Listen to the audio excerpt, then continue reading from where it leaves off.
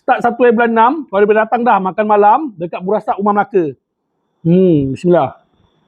Dekat Kampung Tehel, Burasak Rumah Melaka, kedai Abang Jalal ni. Assalamualaikum bang. Salam Abi, selamat datang. Bang, dah buka malam Kita start 1 Jun, kita buka malam. Menu macam biasa atau ada Menu penambahan? macam biasa, ada special sikit. Abang jom kita tengok menu. Jadi kau dah boleh datang daripada pukul 6 petang sampai pukul 10 malam macam tu. Antara menu-menu utama dia yang kau boleh order lah.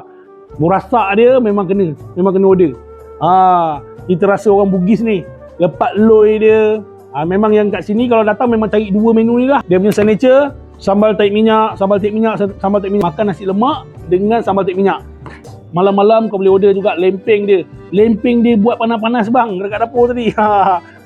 Makan lempeng dengan sambal taik minyak juga.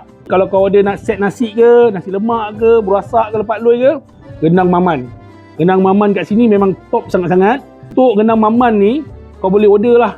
Untuk majlis-majlis, event ke apa semua kan, kau boleh order. Sebelum ni, kalau pagi-pagi tu kan, ramai yang tak sempat tau nak datang dekat kedai Abang Jalal cari burasak dengan lepak loi dia. Kali ni Burasak Rumah Melaka dah buka malam. Jadi sempatlah nak bawa mak ayah untuk makan dekat sini. Kena pula dengan sambal taik minyak dia, subhanallah.